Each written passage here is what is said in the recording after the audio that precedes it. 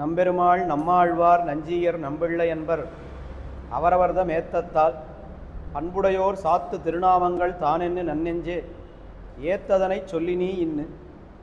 ஸ்ரீவைஷ்ணவ சம்பிரதாயத்திலே நம்பெருமாள் நம்மாழ்வார் நஞ்சியர் நம்பிள்ளை என்று இவர்கள் நால்வருக்கு மட்டும் இந்த நம் என்கிற அடைமொழியோடு அவர்களை அழைக்கிறோம்.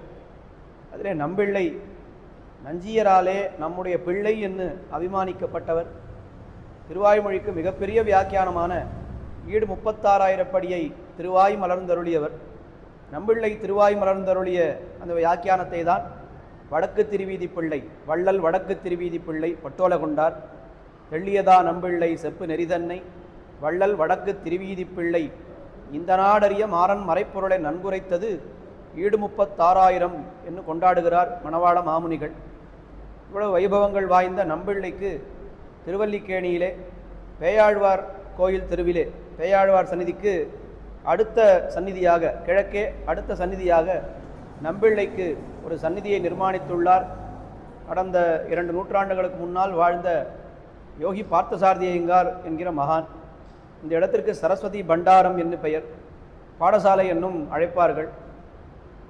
அதுவரை ஓலைச்சுவடியிலேயே இருந்த வியாக்கியான கிரந்தங்கள் ஸ்ரீ வைஷ்ணவ கிரந்தங்களை எல்லாம் முதலிலே காகித வடிவத்திலே புக் ஃபார்மேட்டிலே அவர்தான் ஏற்படுத்தினார். அவர் இல்லை என்னால் பல கிரந்தங்கள் நமக்கு ஓலைச்சுவடியிலேயே அழிந்து போயிருக்கும். அப்படி பிரமாணங்களை அவர் எப்படி ரட்சித்தாரோ மங்களாசாசனம் செய்தாரோ அதே போல் பிரமாதாவான நம்பிள்ளைக்கு ஒரு சந்நிதி ஏற்படுத்தி அவருக்கு உற்சவங்கள் இங்கே விசேஷமாக நடைபெற வேண்டும் என்று ஏற்பாடு செய்திருக்கிறார். இந்த சந்நிதியிலே நம்பெருமாள் ரங்கநாதர் எழுந்தருளியிருக்கிறார், ஸ்ரீரங்கநாச்சியார் எழுந்தருளியிருக்கிறார், நம்பிள்ளை எழுந்தருளியிருக்கிறார். சமீபத்திலே அனந்தாழ்வான் திருமலை அனந்தாழ்வான் அவரும் இங்கே எழுந்தருளியிருக்கிறார். இந்த சந்நிதிக்கு பிரதான ஆராத்திய தேவதையாக லக்ஷ்மி நரசிம்மன் விளங்குகிறார்.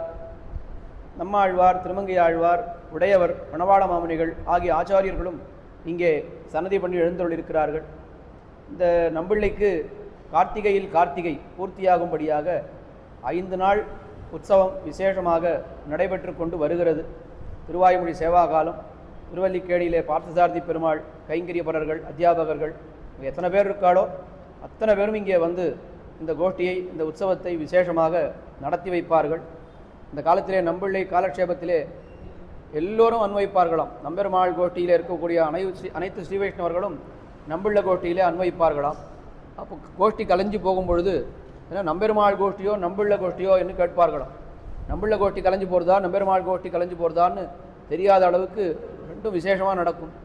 அதுபோல் இங்கே நம்பிள்ளை உற்சவத்துக்கு நம்பெருமாள் நம்முடைய பார்த்தசாரதி பெருமாள் கோஷ்டியோ இல்லை நம்பிள்ள கோஷ்டியோ என்று நாம் ஆச்சரியப்படும்படி இப்போ விசேஷமாக இந்த வைபவம் உற்சவமானது தொன்று தொட்டு நடைபெற்று இருக்கிறது.